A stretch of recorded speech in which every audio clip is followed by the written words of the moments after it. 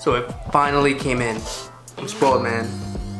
When I order new tech or anything like that, I want it in my hands like ASAP. So finally came in. You know that feeling when you get like a new pair of shoes and you get home and it's like 9 p.m. but you put them on anyway and just wear them around the house because it's like the coolest pair of shoes you've ever bought and you can't wait at all. That's how I feel about technology and like little tech toys and stuff like that. So this purchase was a long time coming. Also, I wanted to up my videography game, and one of the ways to do it is to make sure that I'm shooting on my DSLR at all times. And I couldn't, because if you know the 180 rule, if you're shooting at 24 frames per second, the 180 rule says that your shutter speed should be 1/50. And if you're using a lens like I have right now, a 24-70 that has a 2.8 f-stop, it's going to be a pretty shallow depth of field, and I want to use it at that. Well, your sky, your entire landscape is going to be completely blown out if it's midday, bright outside, so you can't do it. So you need a little something to throw on that lens to make sure that you get a beautiful image. I purchased a variable ND filter from Polar Pro. Not only from Polar Pro, but the Peter McKinnon edition from Polar Pro. This thing I have been waiting for a long time, and I pulled the trigger. I pulled the trigger.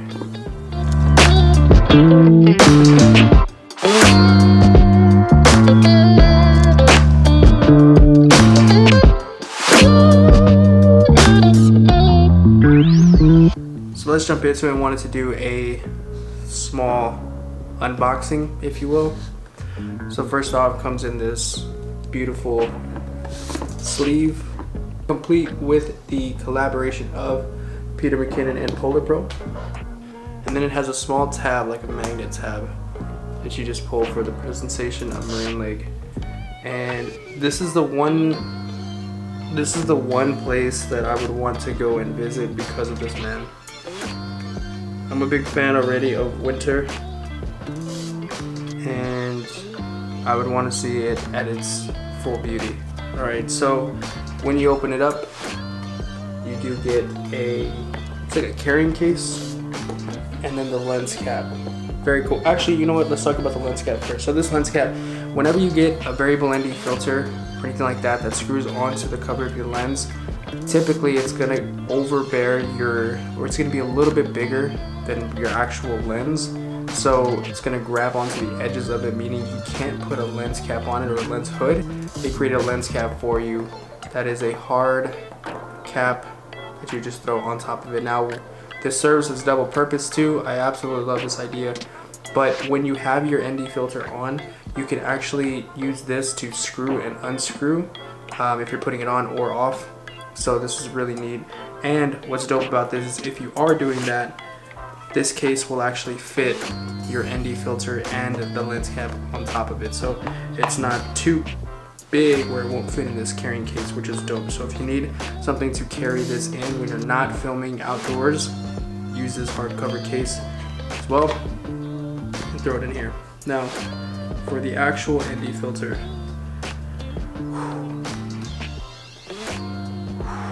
ooh, boy.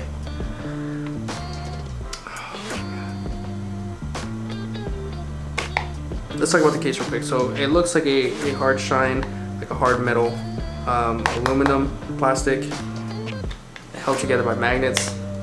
I don't know why, but Peter is like, I don't know why I'm calling him by first name either, but I know he, like from what I've seen, a huge fan of magnets, which who isn't, man? This thing makes it very, very easy to access and just well built, just well thought out, durable, I'd imagine. Very good quality build, at least for the case so far. You open up your case to reveal your beautiful ND filter.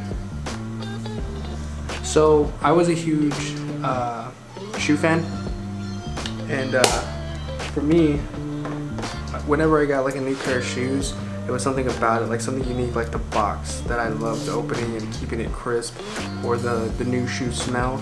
Oh god, it was just that initial thing. What's nerdy about this, with Polar Pro and this variable ND filter, seeing the Peter McKinnon edition on the side and seeing this gold plate around the edge and then seeing it on my lens, I feel excited, man. Now this doesn't make you a professional, but it just gets you excited to create content, and that's, man, it's those types of things. Now that's the other thing, whenever you're purchasing like new equipment and stuff, my thought process is if it encourages you to create more and do more for your business, or for you know, in my case, for my videography business, or shoot more photography because I have obtained this piece of equipment, you're just, I don't know, I feel like you're headed in the right direction. You know what I mean?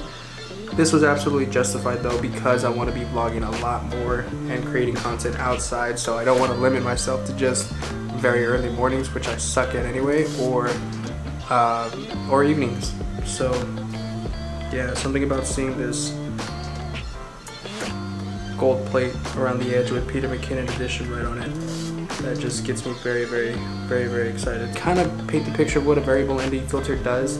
It has two polarizing plates that turn in tandem that basically create a sunglass for your lens, so create sunglasses for your lens. So as you can see, this is at f2, or this is 2 stops down, and then it actually gets a lot darker.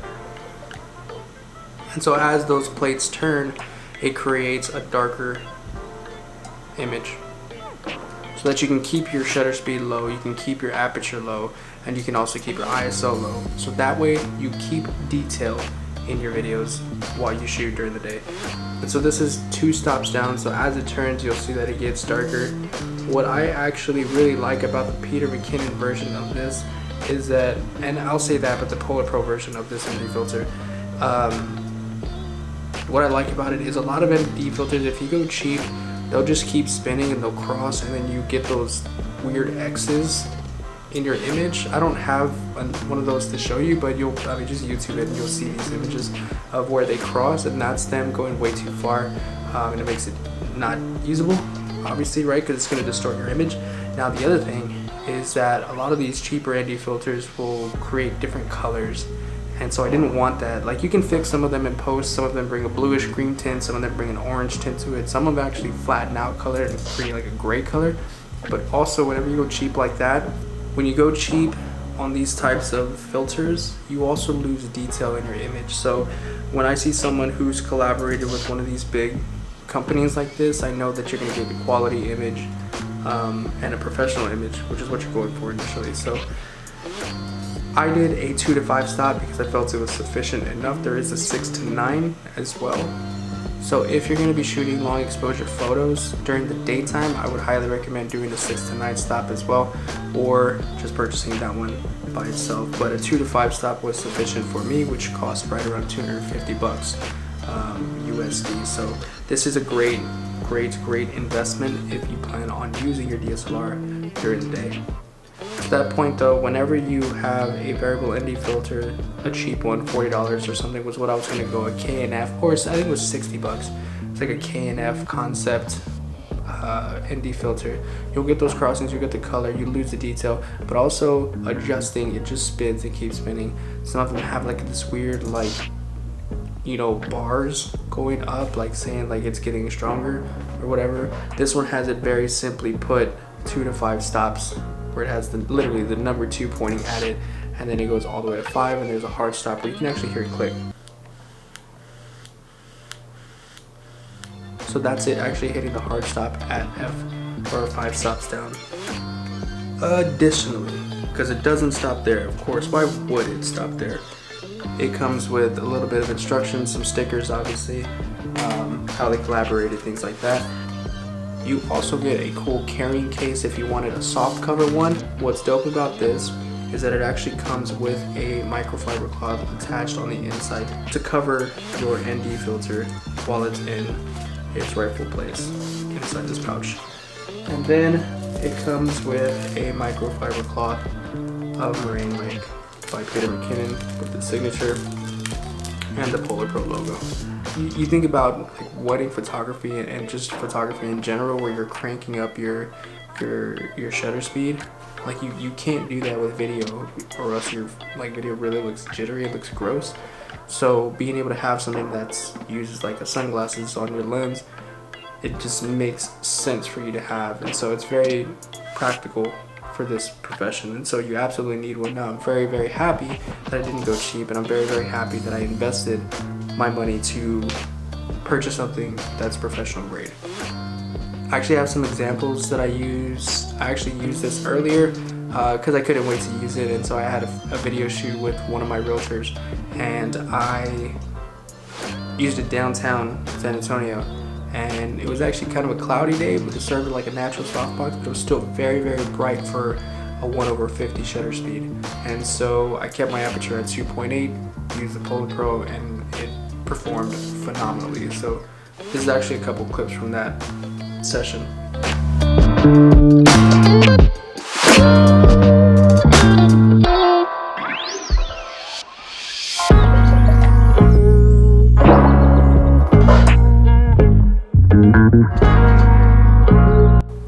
Thank you, Peter McKinnon, for creating this and collaborating with Polar Pro. Very, very excited for what y'all have in the future. And if you like this video, be sure to give it a thumbs up. Drop a comment down below. I'll be sure to answer any of you guys' questions in terms of how you use this, what you want to use it for, whatever questions y'all might have in general. Be sure to leave a comment, and hopefully if you do enjoy this type of content and you want to see more of it, be sure to subscribe as well. I will link a video right here at the start of my channel and how I wanted to get back into making videos and things like that, so be sure to check it out. Pretty cool. So Pete actually has a video of his own linked at the very top here, where you're able to kind of get an idea of when this all came about and how it started, and his review of this very same thing. I'm gonna not get any views after linking that, but it's worth a shot.